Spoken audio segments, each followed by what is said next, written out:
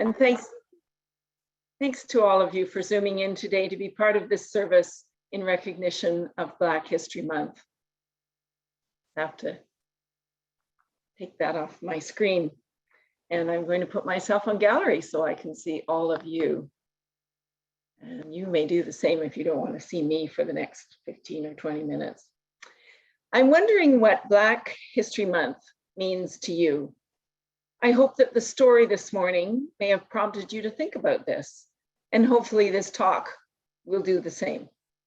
Does Black History Month bring to mind our new 8th principle? Here it is. It's what we, as Unitarian Universalists, covenant to affirm and promote: individual and communal action that accountably dismantles racism and systemic barriers to full inclusion in ourselves and our institutions. In the simpler words of the Do-Re-Mi version of our principles, as Unitarians, we agree to dismantle racism. Does Black History Month provoke us in any way at all? Perhaps it's not on our radar, although I will say that the media these days is pretty good at bringing it to our attention. That possibly being the case, do any of us feel any modicum of guilt around Black History Month? Or maybe it stimulates our sense of curiosity. Personally, I really hope that this last thought may be part of the reason why you're here today. And I'm grateful for this opportunity to share with you some of the things that I've learned in preparing my remarks today. Before I go any further, I'd like to make the link between today's homily and the 3rd principle, as worded in the children's version, which we just sang. 3, we help each other learn. One of the most effective ways of learning is through storytelling, which is what I'm going to try to do today. With the story earlier in the service about Mifflin, Worcester, Gibbs, I chose to start right here in James Bay, close to home for some of us. I happen to live here, and this is where our capital congregation normally meets in the before times. Some of you may remember some 3 or 4 years ago, I brought the same story to our congregation. The plaque to Mr. Gibbs is in Irving Park, right beside New Horizons. And its unveiling was written up in the James Bay Beacon, our local monthly news rag. In researching today's talk, I learned about another plaque, the one that's on the front of the order of service this morning. This plaque was laid in 1978 here in Victoria, much earlier than the one for Mr. Gibbs. It commemorates the arrival of 800 Black Americans to the colony of Vancouver's Island in the middle of the 19th century. I put that in air quotes because that's what it says. And I noticed that it talks about Vancouver's Island instead of Vancouver Island. So it was the man, Vancouver, for whom this island was named at that time. And here's how the story goes. It starts in California. In April 1858, members of San Francisco's Black community gathered in Zion Church to listen to Captain Jeremiah Negle, the captain of a British ship called the Commodore. Those present were free women and men. However, in California, they had no civil rights, and they were increasingly becoming victims of violent discrimination.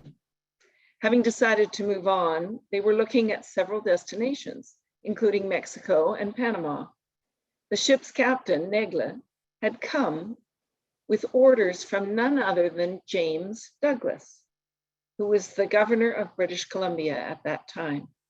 Douglas had asked Negle to persuade these Black Americans to come north to Victoria. As an aside, I'm wondering if you know that James Douglas himself was of mixed race.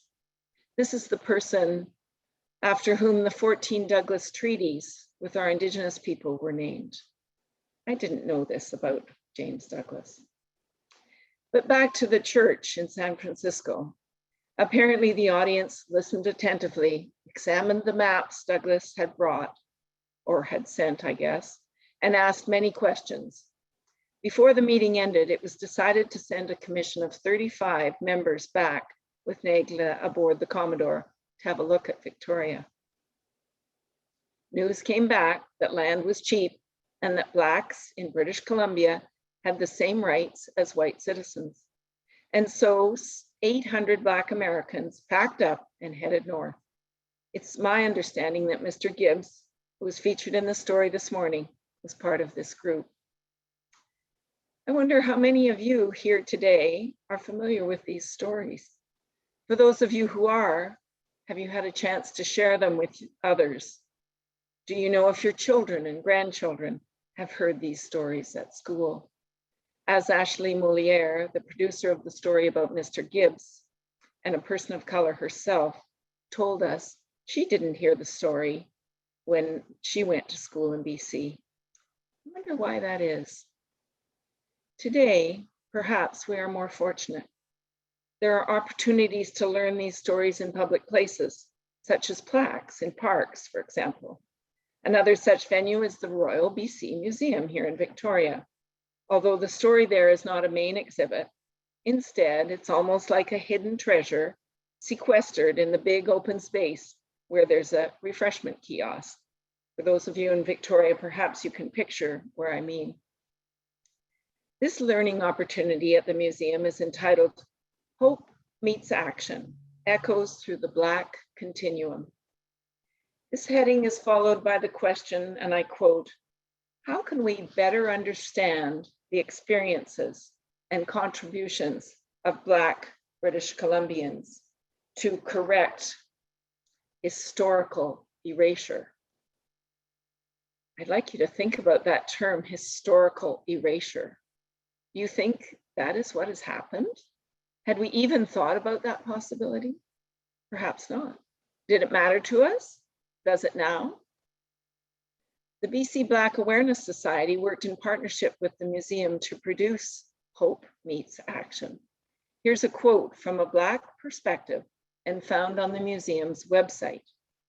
I quote, Black pioneers, teachers, soldiers, porters who work the Trans-Canadian Railway, and activists who line our streets in protests, Black activism, labor, and prosperity have been central to BC's history. Yet despite consistent efforts, our ongoing story in these lands has yet to be heard when told by us, meaning Black British Columbians, as stolen people on stolen land. Our history is neither simple nor stagnant. In the face of racial discrimination, Black people past and present have long contributed to the dominion known as Canada, end quote. But let's go back briefly to those Black pioneers who traveled north from California 164 years ago. Do you remember that they came thinking that they would have the same rights as white citizens? Do you think that was a realistic expectation? Apparently not. The museum exhibit states that, again, I quote, many were soon to find out racial prejudice in the colonial context was not unique to the United States. The exhibit, written from the Black perspective, states, racially oppressive efforts to segregate churches, deny service to Black customers, and humiliate Black theater goers increased in Victoria as white supremacy increased its grip on the civilizing colony. Yet against this backdrop of discrimination, Black British Columbians continued to stake their claim. For those of you who live on Salt Spring Island, I wonder if you know the names of Willis and Sylvia Stark. Sylvia was one of the Blacks arriving on Vancouver's Island in 1858. Later, she became one of many settlers on Salt Spring Island. Sylvia's daughter, Emma Stark, became the first Black teacher on Vancouver's Island, joining the likes of Maria Gibbs, an offspring of Mifflin Gibbs, in what has become a legacy of talented Black women educators here in BC. Then, just as now, Black women were the guiding light in their search for Black liberation. The museum's exhibit, which is on until March, goes on to tell about something in Vancouver known as Hogan's Alley. I've decided, though, that I'll leave that story for you to discover, either by visiting the museum, if that's possible, or by going to its website. It's very rich, and I strongly encourage it. I do, however, want to tell you briefly about another Black Canadian who came onto my radar in the last month. This was thanks to my neighbor, who knew I was preparing this talk. And I don't know if you remember, but in Atela's, I think it was the ingathering music, he made mention of Vancouver's first lady of jazz. Her name is Eleanor Collins. And just last month, Canada Post honored Eleanor Collins by commemorating a stamp with her photo on it. Next time you go to buy stamps, ask for this one commemorating Eleanor Collins, who, by the way, at the age of 102, is still living independently in the Lower Mainland with help from her children. Her family immigrated from Alabama to Edmonton, where Eleanor was born in 1919. She made a name for herself in Vancouver in 1954 when she was featured in a CBC television show, the first with a mixed-race cast. A year later, she went on to become the first Black woman in North America to host her own CBC television variety show. If her story intrigues you, I encourage you to look her up on the internet or email me, and I'd be happy to send you the link. I want to end with a brief personal story. I learn best by immersing myself in new environments. My first exposure to a majority Black culture was in Ethiopia in the late 80s, a long time ago and in a place far away. I'd gone there as a volunteer teacher at a post-secondary institute of water technology. The newly created institute was located in the Rift Valley, some 550 kilometers south of the capital city of Addis Ababa. The scenery was magnificent, but it was pretty remote, and there were not a lot of Westerners there. This opportunity was through World University Service of Canada, which was funded by the Canadian government to create these win-win experiences. The first time I stood in front of a classroom of Ethiopians, I was overwhelmed by the sea of dark faces in front of me. I can't explain exactly why that was so daunting to me. Maybe it was simply that I had never had that experience before. I don't know. But I can tell you that it was not long before I no longer paid attention to the dark skin tones of the students in front of me. That could well have been because outside of the classroom, the majority of people I interacted with were people of color, mostly Black, but also some South Asians who were fellow professors there. I was definitely the visible minority on that campus where I lived for 18 months.